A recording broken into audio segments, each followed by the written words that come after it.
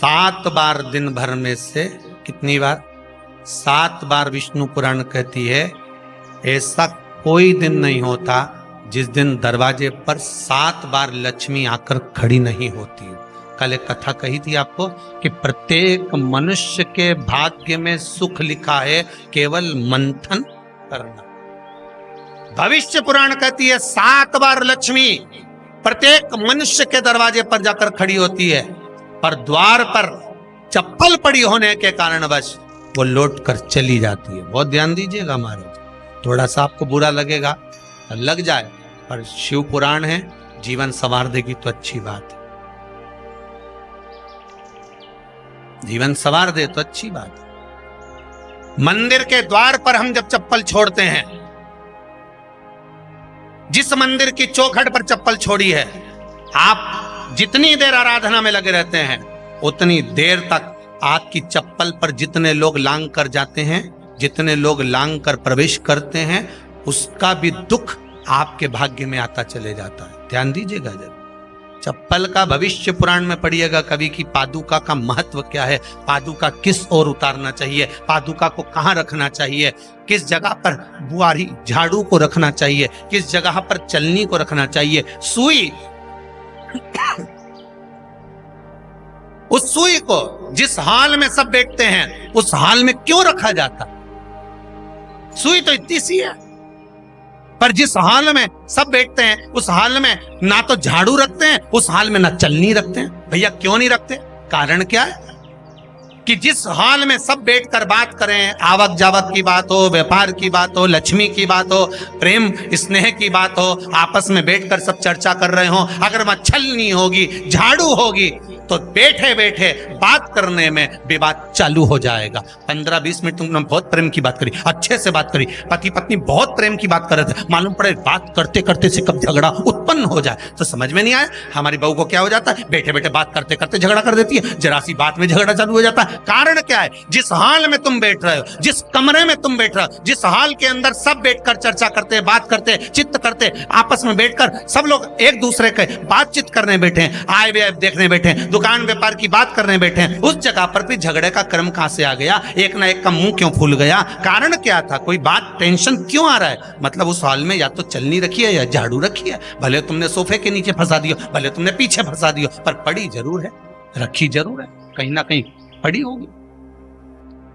क्यों कहते हैं कि जिस हाल में आप बैठ रहे हो, जहां पर आप संपदा की बात कर रहे हो, दौलत की बात कर रहे हो, व्यापार की बात कर रहे हो, व्यवसाय की बात कर रहे हो, उस हाल में अगर कहीं कैलेंडर टंगा हो, कोई सामान ऐसा रखा हो, कोई पर्दा ऐसा लगा हो, कोई चीज ऐसी लगी हो, तो उसमें एक सुई उसमें रख दीजिए।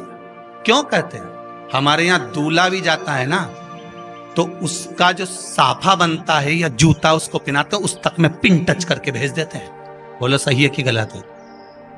दूल्हा तोरण लगाने जा रहा है, दूल्हा तोरण देने जा रहा है, तो उसके जूते में भी पिन घुसेड़ कर भेजते हैं, पिन लगा कर भेजते हैं, उसके साफे में पिन लगा कर भेजते हैं। एक भले सुई नहीं लगाएंगे तो आल पिन लगा कर भेज देंगे। क्यों भेजते हैं? उसका कारण क्या? कि लक्ष्मी को लेने जा रहा है, संपदा लेने जा रहा है, और जिसको वो ब्याह करने जा रहा है उसका संबंध सुई और धागे के संबंध जैसा हमेशा सिला हुआ होना चाहिए, उधेड़ा ना जाए, कैंची जैसा कटा हुआ नहीं होना चाहिए। एक एक प्रमाण को जरा देखो तो। पर दुनिया के लोग कहते हैं साहब हमारे यहाँ तो सुख नहीं है, शांति नहीं। शांति तुमने भंग करी, कोई दूसरा भंग करा। चप्पल उतार दी दरवाजे पर, मंदिर के द्वार पर। हम तो यहाँ तक कहेंगे पशुपति व्रत करने जा रहे हो, पशुपति व्रत को धारण करने जा रहे हो, एक सोमवार मत पहनो चप्पल। जब मंदिर जा रहे हो तब दिन भर पहनो, मंदिर जाओ मत पहनो। कोई जरूरी है कि मंदिर पहनने चप्पल पहनना जरूरी है?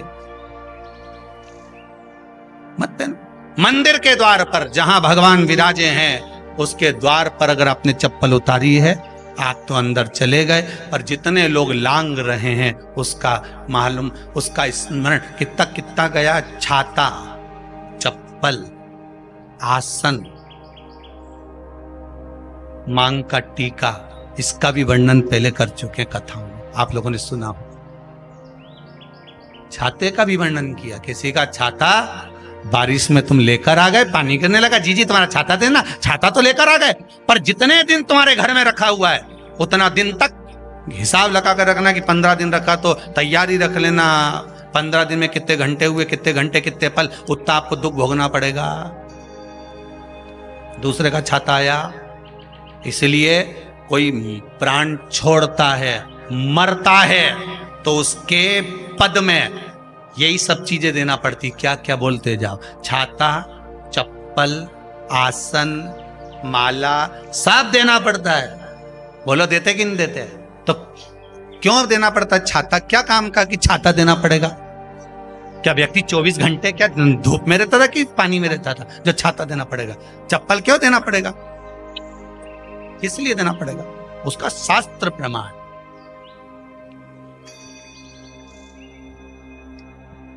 जरा सा राजा परीक्षित ने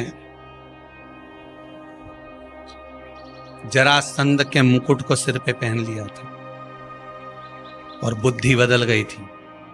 समीक बाबा के गले में मरा हुआ सर्प डाल दिया था। सही है कि गलत है?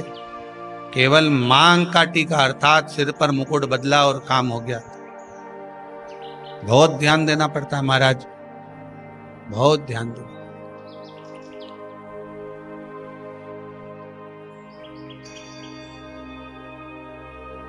तुम्हारी चप्पल कोई ले गया, तुम रो रही।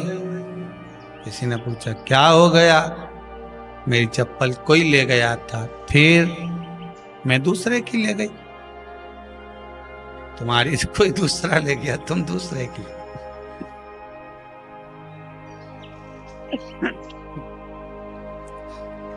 नहीं भाई,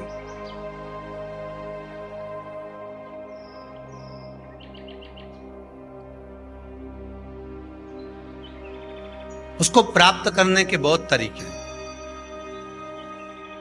एक सत्य बात कहें, 7 बार लक्ष्मी प्रतिदिन मनुष्य का द्वार झांकने के लिए आती है। ऐसा कोई दिन नहीं जाता जिस दिन तुम्हारा भाग्य भगवान पलटने के लिए नहीं बैठा हो। वो तो इंतजार करता है कि ये गेंद फेंके और मैं चौका छक्का लगा दूं। वो कहते हैं ना, एक ओवर में कितनी गेंद फेंकते हैं? जम के बोलो। अरे एक ही फेंकते हैं। एक ओवर में कितनी गेंद फेंकते हैं? एक। वही गेंद बार बार फेंकते हैं ना, गेंद तो एक ही है नहीं। वो तो बार बार गिनाया तो 6 बार गिना, तो फेंकी तो एक ही है कि बदल बदल के फेंक दी, पीली नीली हरी गुलाबी? नहीं, एक ही है।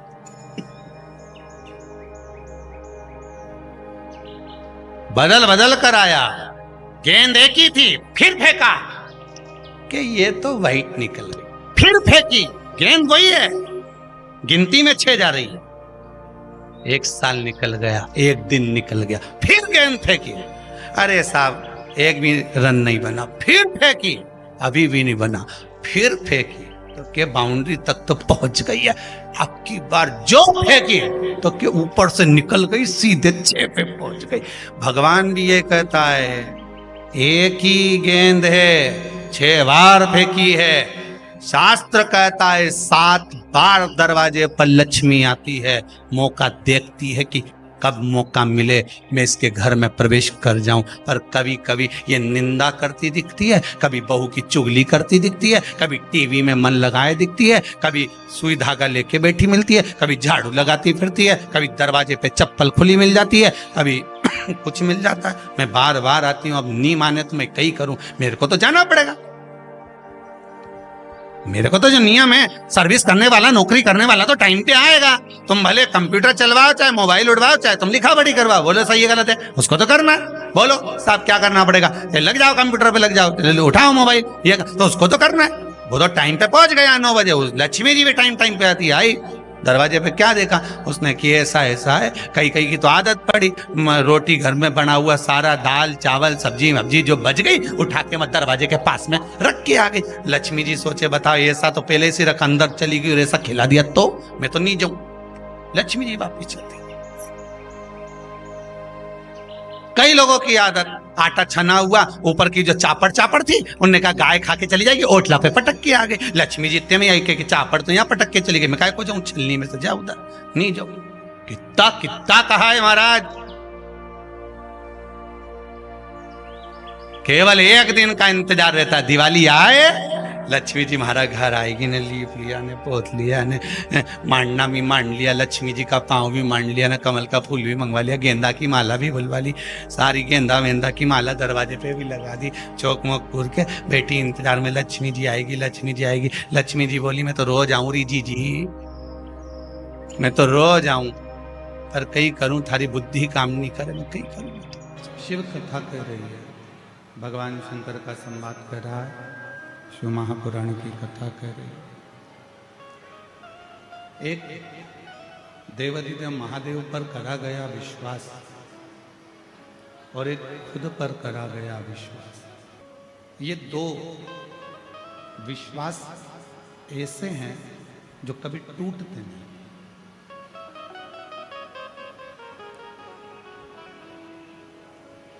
आप किसी मंजिल पर जाना चाहते हैं, आप किसी पद को पाना चाहते हैं,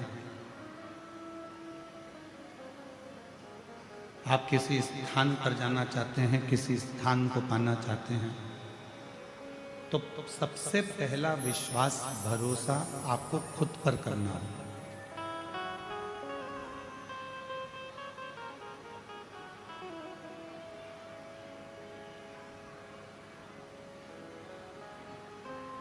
एक धमतरी की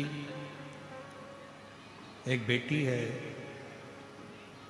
उसका नाम रिया है, साहू परिवार से है। एक कथा में जब वो आई थी तो उसने एक पत्र लिखा था, उस पत्र को हमने व्यासपीठ से भी पढ़ा। उस रिया साहू ने पत्र में लिखा था, क्या मैं नीट का एग्जाम क्लियर कर सकती हूं? क्या मैं डॉक्टर बन सकती हूं? तो हमने उस बेटी से, रिया से एक बात कही थी, धमतरी की बेटी से, कि बेटा यदि तुझे खुद पर भरोसा है और तू स्वयं पर अगर विश्वास करती है, स्वयं पर अगर भरोसा करती है और महादेव को अगर एक लोटा जल चढ़ाती है, तो एक दिन तू डॉक्टर बनकर ही रहे। सबसे पहला भरोसा अपने आप पर होना चाहिए। सबसे पहला भरोसा अपने आप पर करें।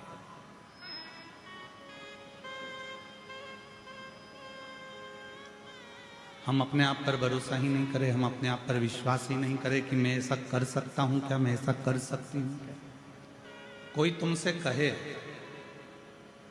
तेरी जन्म पत्रिका में कोई भी योग अच्छे नहीं है, कोई तुमसे कहे कि तेरी हाथ की रेखा में कोई भी योग अच्छे नहीं है, कोई तुमसे कहे कि तेरे घर का वास्तु भी अच्छा नहीं है, उससे कहना कि मेरी पत्रिका बुरी है, मानती हूं,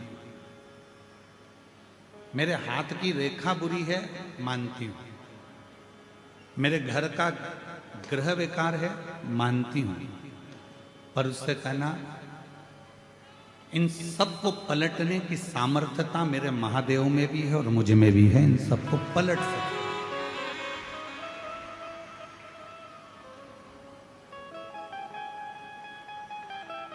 रात दिन एक करो, अच्छी पढ़ाई करो, अच्छी एजुकेशन करो, खूब दिल लगाकर अगर तुमने विद्याध्ययन करा है, खूब दिल लगाकर तुमने पढ़ाई करी है, तो दुनिया में किसी की सामर्थ्यता नहीं है कि कोई तुमको डाउन कर दे।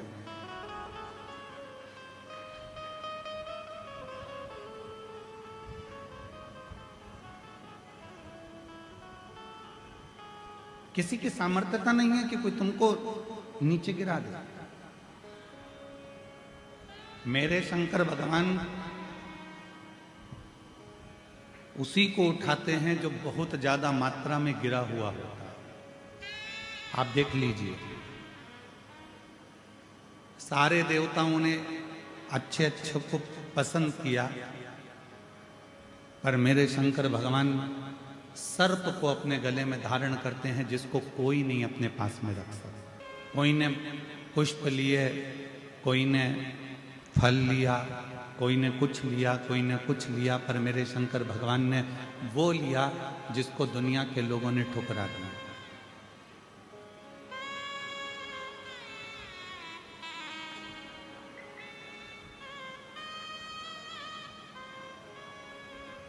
घुंगरी खुर्द के ग्रामवासियों से मैं एक बात पूछूं, उत्तर देना। लकड़ी जलाते हो, चूल्हा जलाते हो, सिगड़ी जलाते हो, कंडा जलाते हो, गोबरी जलाते हो, जो राख निकलती है उस राख को फेंकते हो कि नहीं फेंकते हो? जम के तो बोलो, फेंक देते हो ना? घोड़े पे ले जाके डाल देते हो, उसको घोड़े पे ले जाकर फेंक देते हो।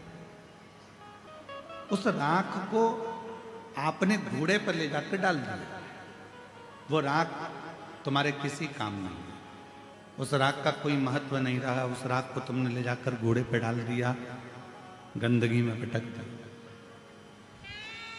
अब जिस राख की कोई कीमत ही नहीं है, मेरे शंकर भगवान ने उस राख को अपने तन पर धारण कर कर उसको भी कीमत वाला बना।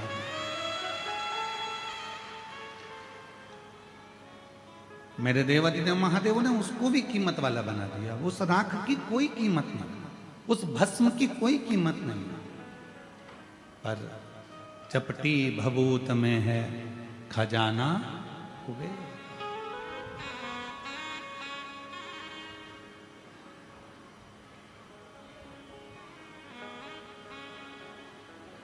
उसके तन पर अगर कोई भस्म भी आकर पड़ जाती है तो वो भी कीमत वाली हो जाती है, उसकी भी कीमत हो जाती है।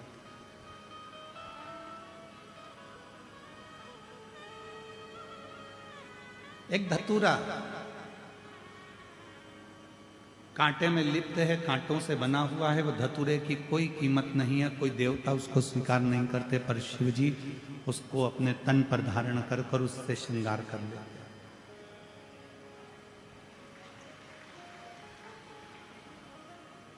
जिसको सबने ठुकराया, जिसको सबने धक्का दे दिया, उसको शिव जी ने अपने गले लगा लिया। और आप भी स्मरण में रहें, दुनिया ताना देती है, दुनिया अपशब्द कहती है, दुनिया गाली देती है, दुनिया आड़ा टेढ़ा बोलती है, दुनिया शब्द अपशब्द कहती रहती है। सारी दुनिया के लोग अगर आपको आड़ा टेढ़ा भी कहते हैं तो आपको टेंशन लेने की जरूरत नहीं है। आप शिव जी को एक लोटा जल चढ़ाते रहो, एक दिन मेरा भोला बाबा तुमको गले जरूर लगा दे।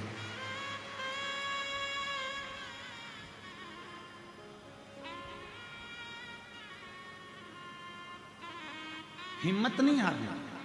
एक पत्र है जो हमको धमतरी की वो बेटी ने जो पत्र लिखा था, वैसा ही एक पत्र आज फिर आया है कथा में, बड़ा सुंदर है, देखिए।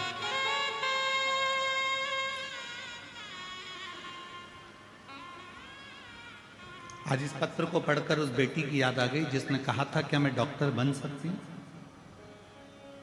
और ये पत्र आज फिर एक सामने आया।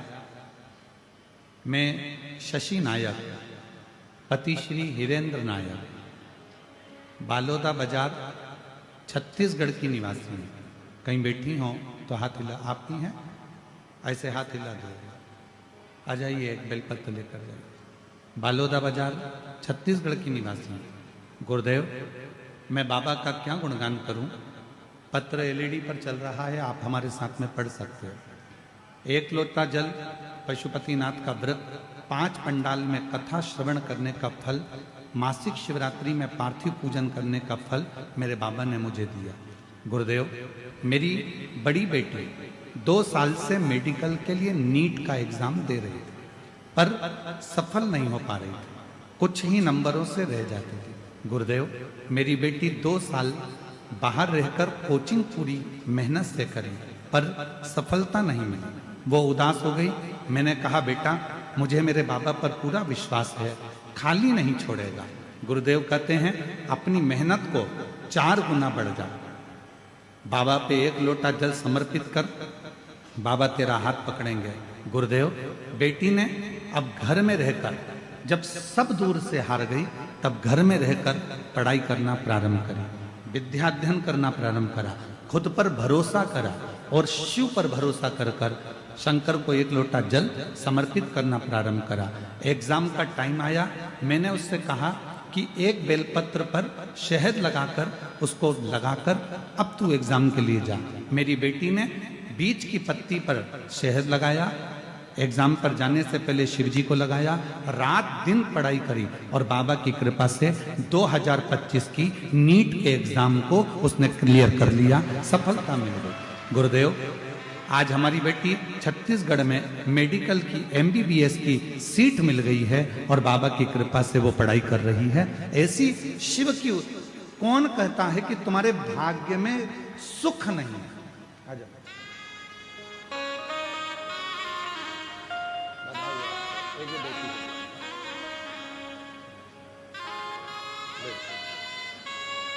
बेटी को देना बधाई आपको बहुत।